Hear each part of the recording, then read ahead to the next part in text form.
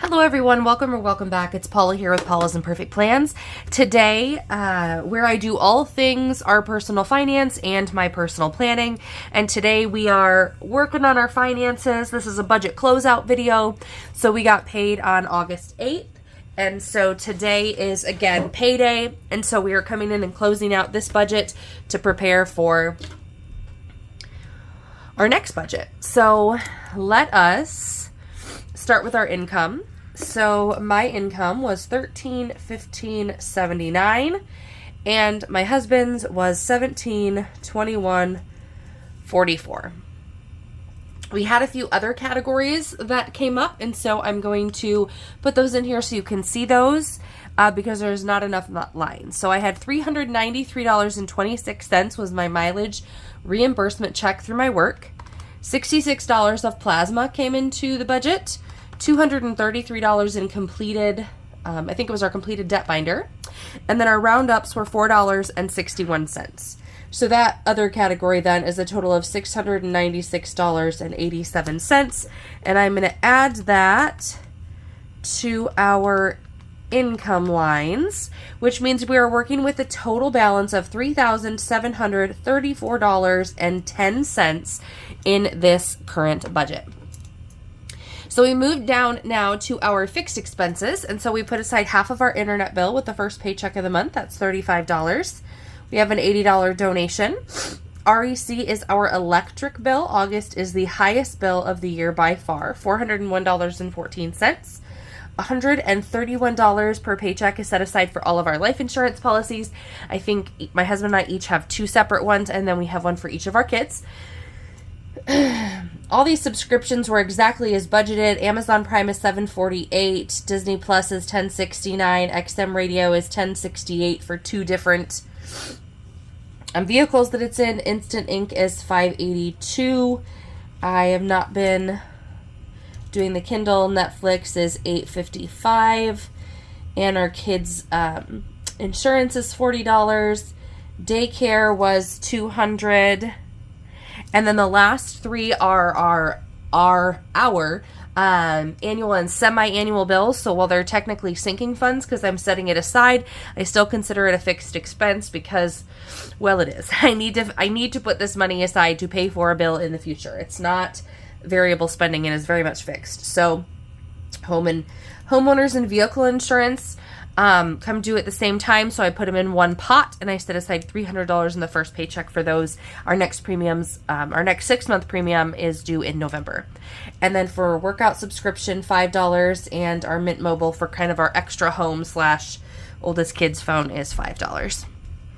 All right, so let's add up our fixed expenses.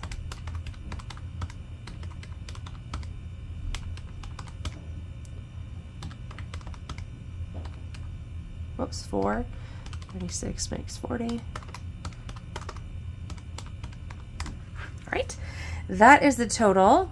Well, it was exactly as budgeted. So, $1240.36. So that is correct. If we subtract that from the $3734.10 that we started with, that leaves us, after our fixed expenses, with $2,493.74 to work with. So I'm going to bring that amount down here into the leftover. This is the budget by paycheck printable version from the Budget Mom. So that is where these pages come from. I print out the pages that I want to use and put them on some Happy Planner discs with a Happy Planner cover. It's no longer a Happy Planner. Nothing in here is a Happy Planner. Everything is things that I printed and done in here for this year. So any cover and rings will do, but that is what my setup is currently, and then I just kind of piece together what works for me. Next up, I switched this. This is typically variable, and this is savings goals, but I have more variable line items than I do saving line items, so I switched them. So down here to savings, our emergency fund, we do the Save 2025 and 2025 challenge, and I pick a couple of boxes each time we get paid. It's usually somewhere between $70 and $80. This paycheck is $80. Vacation sinking fund, we're doing little by little, and that's $50 that's going in there. Propane is the $66.54. I prepaid for 425 gallons of propane at a decreased rate to go onto our account for this winter. Last winter we used 600 gallons, so that's not the whole amount, but it does get us a good start, and we still did have a credit on our account. But anyway, in order to finish that, with everything that was in our propane sinking fund, I needed $66.44 with this check to cover that prepaid bill for the amount that I prepaid. So I have it under sinking funds, but technically it, went right to the vendor, and now that sinking fund is empty, but I have this $600 whatever credit on our winter heating cost. Kids, I have $50 in that. I put $50 in that sinking fund, $150 into our medical sinking fund. So these last three are cash. Into our Christmas challenges went $40, $15 into holiday, and $195 into our minis binder, which is what funds a lot of our cash envelopes and cash sinking funds. So let's add this up.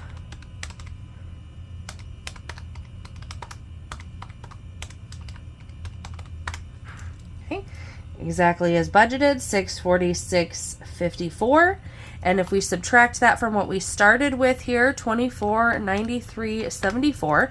So after our savings is all deducted out, we are left with $18.47.20 left to budget. So we're going to bring that amount up here to where we have our variable expenses listed. And so, okay. $350 went to groceries, or got pulled out for groceries, $140 for spending, nothing for beauty, $20 for work meals, $60 for drinks, $100 for dine out, $0. I pulled out nothing for car washes, $18 for kids allowance, $125 did go to our co-op diesel bill. School lunch and Target is nothing. Onto the gas cards. Okay, so I took this $100 that we budgeted. Oh yeah, I think I ended up subtracting this and moving this down to 50 instead of 100, but then I added the 393 whatever that was our mileage check. Because that's what I fund the majority of our gas with, is my mileage check from work. So $443.29 ended up going into the gas category onto our Quick Start gas cards, which then is prepaid, and then we use that obviously as we need to. Medical expenses is $0. We had none of those. We had no vehicle repairs, no vet costs. Amazon subscriptions did not come out with this check. $4.04 is going to be miscellaneous. So what that is, it was actually our rollover at the end, and then we had to buy a few more. My kids needed to take Clorox wipes and Kleenex for for school supply stuff, and so I took the 404 in rollover plus some money from the 825 check to cover that. So that's it. It would have been our rollover that would have probably went to debt, but I decided to take it and throw it at cash flowing those final school supply things. So I'm going to put it under miscellaneous. So for our miscellaneous category then, or not our miscellaneous, excuse me, our variable category,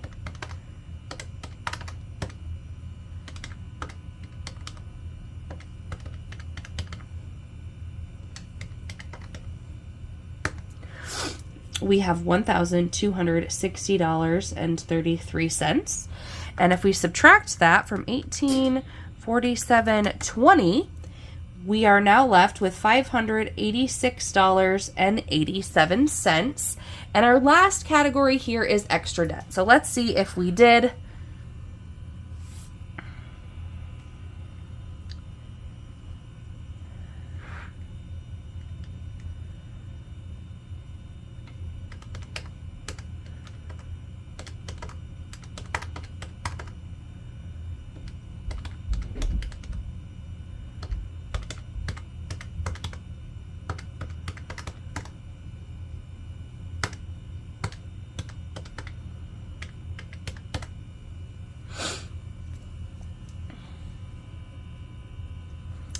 I already feel like I'm off a few dollars here, and I don't know why. Okay, so what I have in here for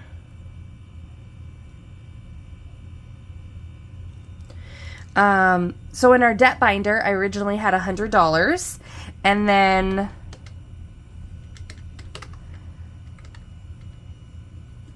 I originally had $100 budgeted, and then I didn't take out our car wash money, so that was $100 plus $30, and then I had $66 from plasma, so $196 went into the debt binder.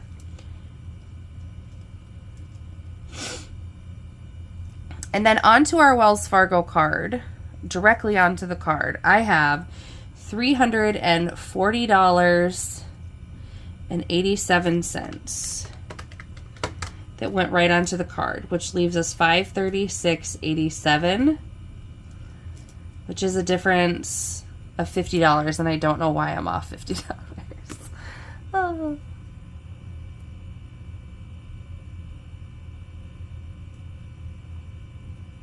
Well, yes, I do. So that $50, what I did, so here I took our mileage check plus $50 of this gas and put it right on our gas card. What I did with the other $50, I'll just put it over here and then my numbers will be wrong. I put $50 into a gas sinking fund. So we always used to bulk pay our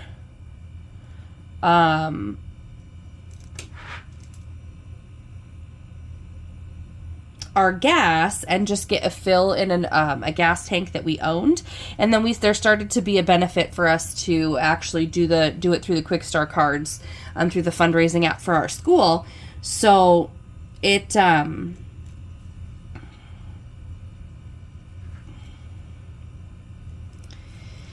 and so we started doing it that way. The reason I'm starting to put a little bit in here is because we had that full gas tank at where it is, and we don't use it for our vehicles anymore, but we do still use it for like our kids' four-wheeler. We use it for our Kawasaki Mule, for things like that. So at some point we will need to fill that up. So I'm just starting to put a little bit where I thought I could into that sinking fund so that there's a little bit of a buffer there for some point in the future when that does need to be filled for the other things that we do take out of it currently. So that's where that $50 went. So that's my mistake. I'm not going to fix all my numbers here, but that does bring me to a zero-based budget. So thank you guys all so much for watching. If you have any questions, as always, please put them down below in the comments. I love to see you there and interact with you there. If you like this video, please give it a thumbs up. And if you think this is content that you'll be interested in going forward, please hit that subscribe button and come on back. And I'll see you guys in the next one. Bye.